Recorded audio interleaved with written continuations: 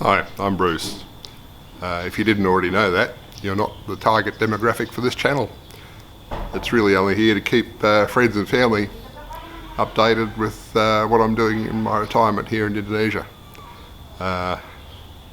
You're unlikely to find it terribly interesting. You're welcome to stick around, but it's on your head if you think it ends up being a waste of time. It's Sunday afternoon. Yesterday afternoon the guys came and welded up this hinge and re-welded the one down there, so that's good. So the gate does the right thing now.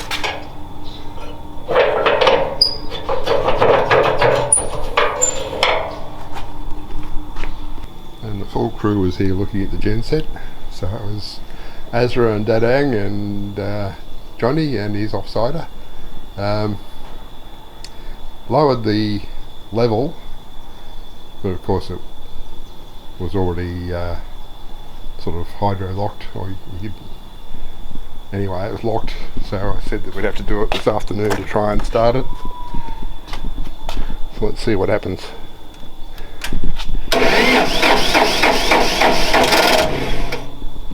Not quite.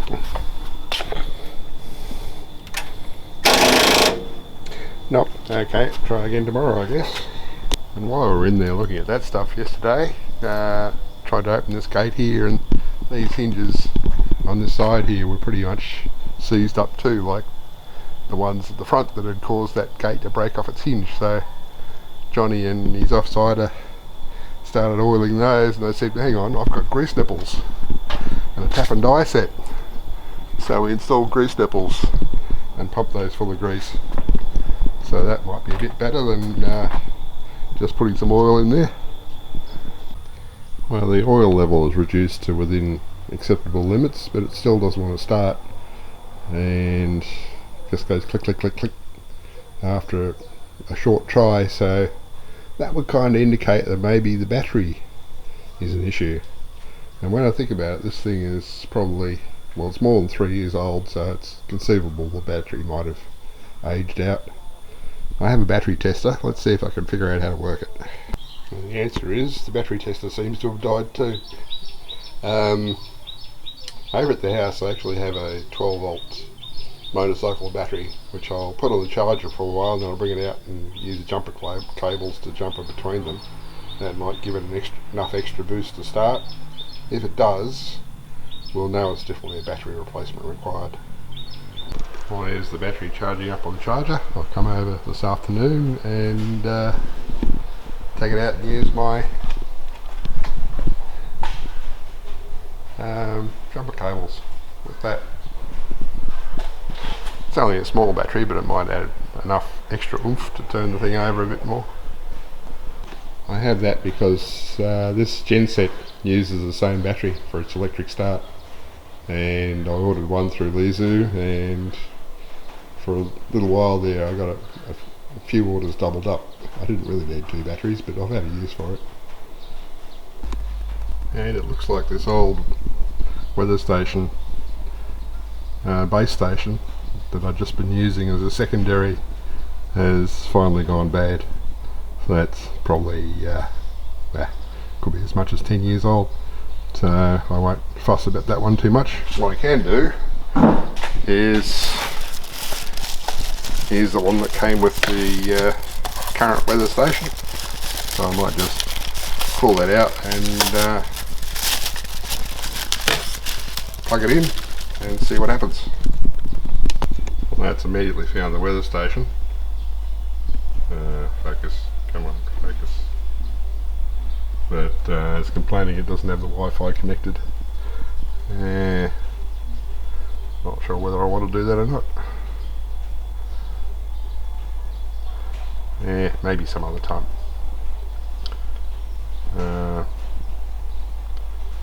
They would let it get the time though. Yeah, I'll look into it. Well, it turns out the app doesn't work very well to talk to that thing on this particular phone. I'll bring my other phone over sometime and try it. But yeah, a bit warm. Since I didn't get it connected to the Wi-Fi I set the time in it manually and changed the wind chill setting to the heat index setting. So here we are. It feels like 38.7. Oh, so it feels like 39.1. Oh goody. I think I'll go back to my lounge room. I forgot to bring the camera over, but I hooked up the small battery in parallel with this one. The Genset started straight away, so I've got to look at what this battery is and see about getting a replacement. And since I've got visitors coming mid-August who are bringing some spares from Australia, I thought I'd delve into my spares and use some of them for another project. Fingerprint sensor. What I'm going to do is put that on the wall in this front airlock for this door. So put that on the wall there, which means boring a hole through from here in the lounge room, and on that side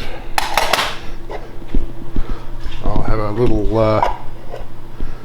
junction box full of wires to come into, and with some connectors, because this wire is just long enough to come through from the fingerprint control unit, and if I put connectors on the ends of these wires on this side, I can then have wires running across there. So another thing I'm waiting on at the moment is some conduit, because I'll need some conduit to run across from here to there, and perhaps up here where I'm going to have the power control unit. So I'll mount that up there, and that'll get its electrical power via another switch from a power point down here on the plug board. So another one of these junction boxes on the outside of the wall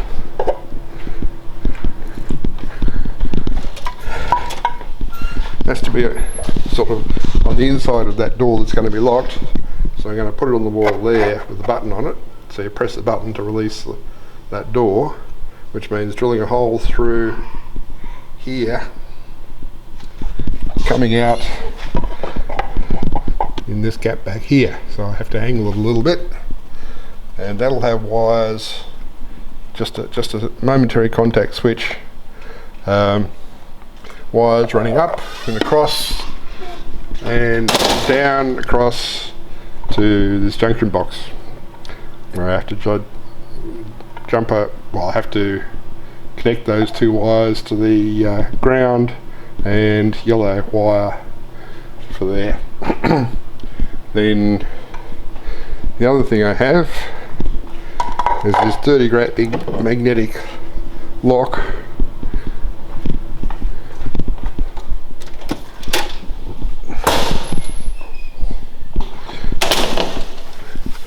which will go up here. So what I've got to do is bore a hole through there. Hang on, I've got to get myself in.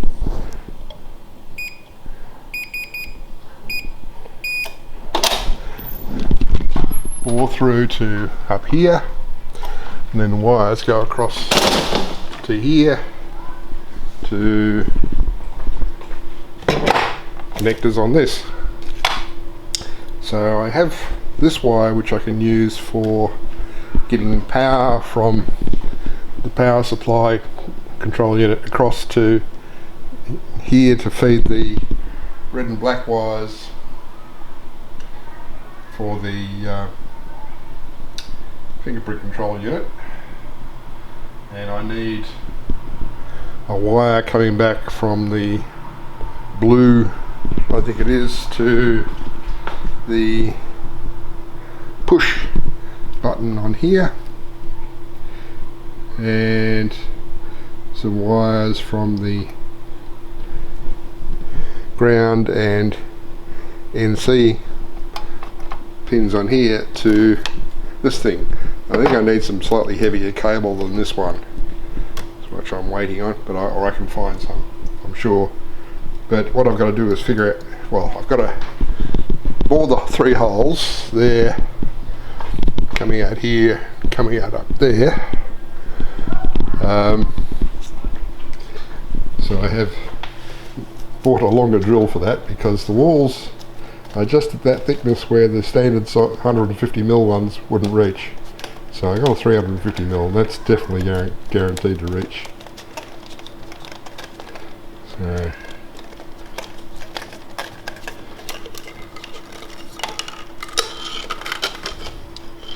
So there's my new masonry bit. So that will do the job nicely. I just need to make sure that I have Jabida around when I'm doing this so she can operate the vacuum cleaner to suck up the dust that the hammer drill is going to produce. But I can mount the power and control unit up there, I guess, and start preparing for the rest of it. I'm hunting out my thicker piece of cable. When I got the package with this magnetic strike in it, I thought, well, that seems bigger than I remember them being. Yeah, that's definitely bigger than I remember them being. Oh, it'll be stronger. I've got 2 on here. I'll have 1 on the front. Well, it turns out I actually had more conduit than I thought I had. About 3 or 4 pieces left over out of the 108 metres originally bought. And also I found a suitable piece of aluminium angle which I can use to make a bracket to mount that on the frame of the door. So I've got that marked up. I'll take that away and drill the necessary holes and cut it to length and then attach it to this. Well, first hole's gone through. Not sure I got that straight up and down, but it doesn't matter that much. And I've got the plate attached to the other side and the wire through. So I'll mount the sensor on here and then put the connectors on the far end. Well, I'm slowly getting there. I've got the wiring between the fingerprint unit on the far side of the wall and the power and control box up here done. I've got the wiring required for the exit switch fit up and over and around and into here. So what's remaining is electrical power for that connected to these, and power for the wiring for the magnet up here and the mounting of the magnet. So I've got to drill a hole through here and run a cable through, and I've got to wait for some bolts to come before I can finish doing the mounting. Well, it's Thursday morning. I've made more progress on this thing. I've got the power connected to it now, and this guy here is actually a smart switch. So on my mobile phone, if I can get it to talk to me, put in my PIN code.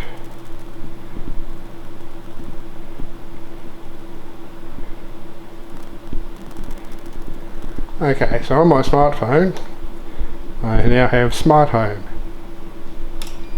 I just switched that on. So that's pretty cool. And I can switch it off just as easily. I'll set the same thing up in Jabida's phone so she can turn it on and off at will. Yeah, so I tried to use the add users card and I didn't want to know about it. So I added like nothing. None of the cards is working on the card reader, but that's okay. We usually use fingerprints. So what I've added is my thumbprint is now add user. So I've got the rest of my fingers enabled as access, but my right thumb does add user. So I just need to add Jabida and everybody else that wants to come in there that's approved. Yeah, so the next thing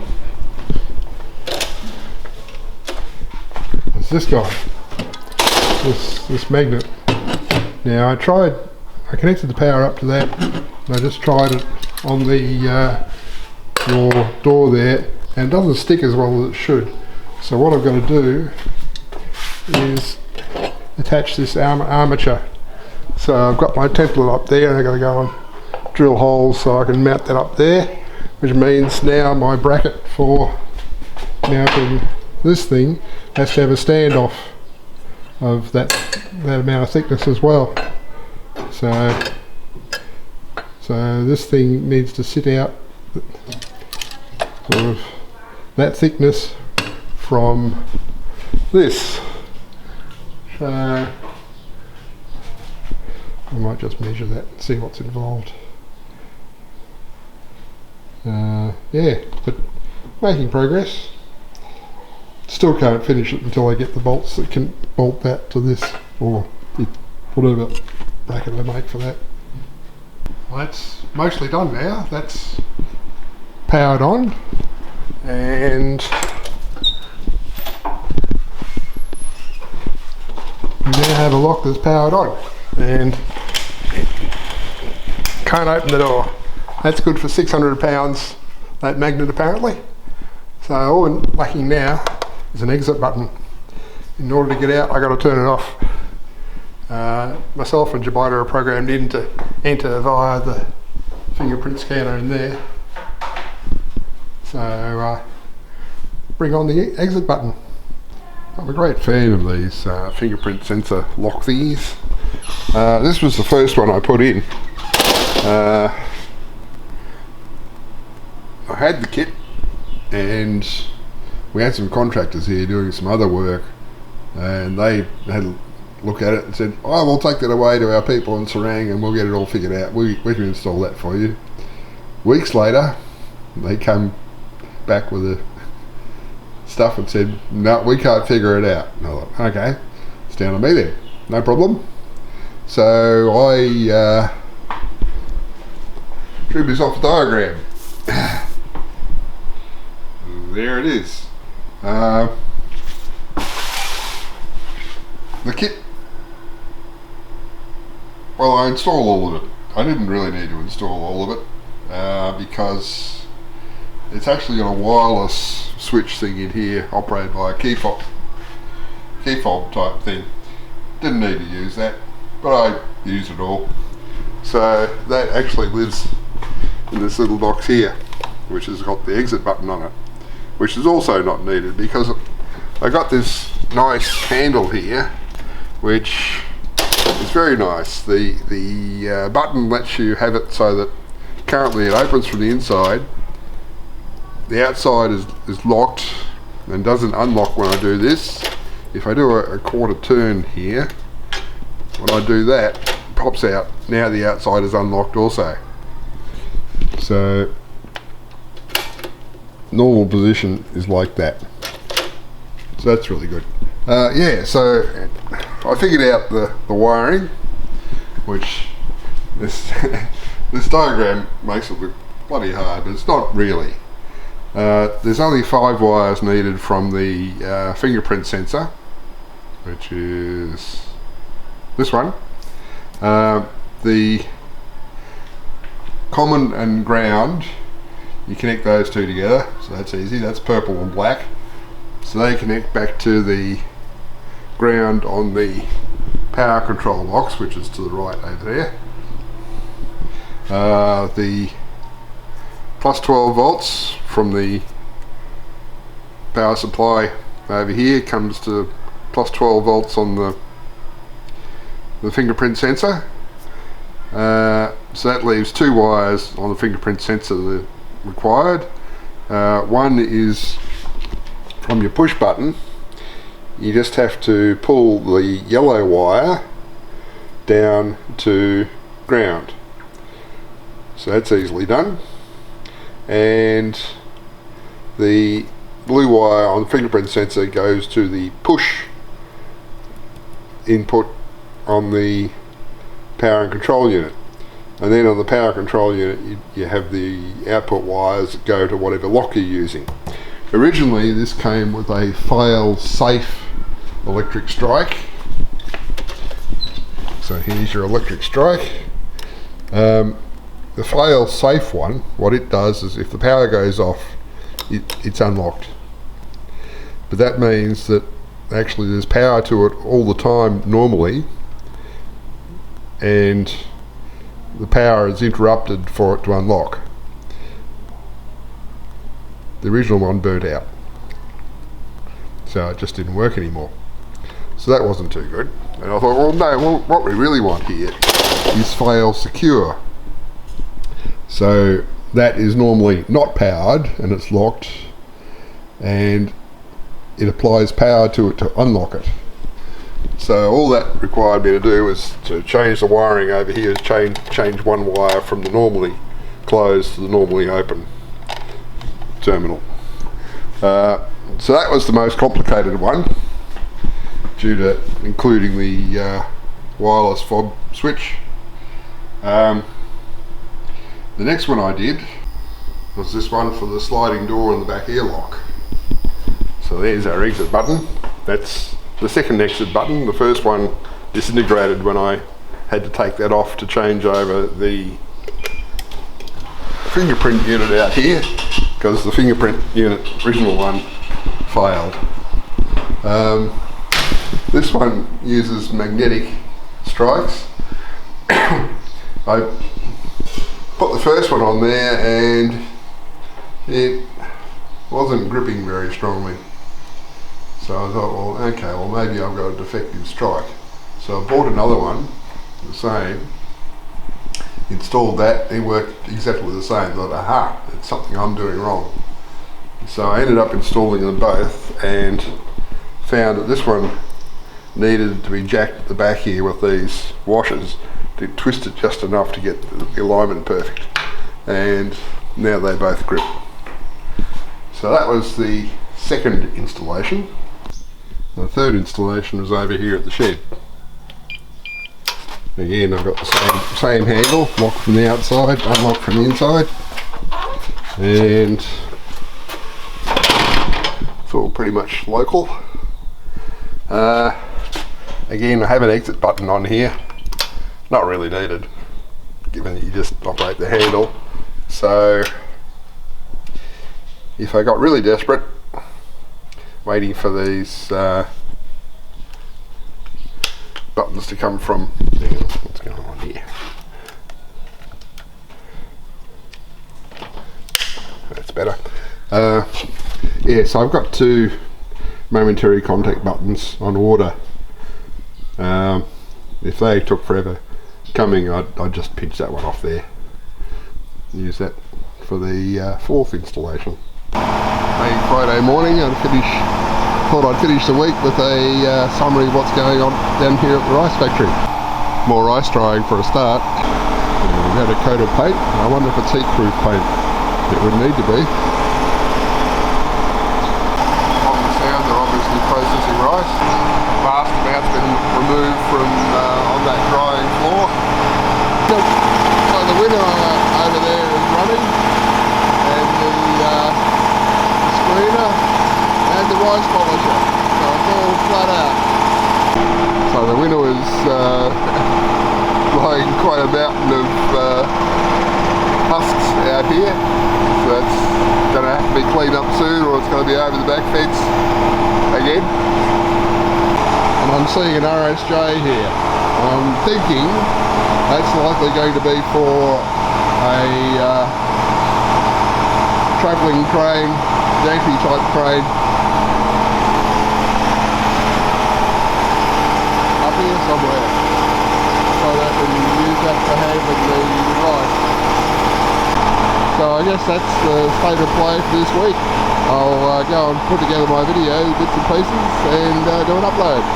I forgot to mention that in one of the kits there was another wireless fob switch kit, which I didn't use because I figured, hey, not needed. And I didn't mention that the electric strike over at the shed, I went straight for fail secure. So if the power goes off in the shed, you can't get in without a key, which I keep at the house.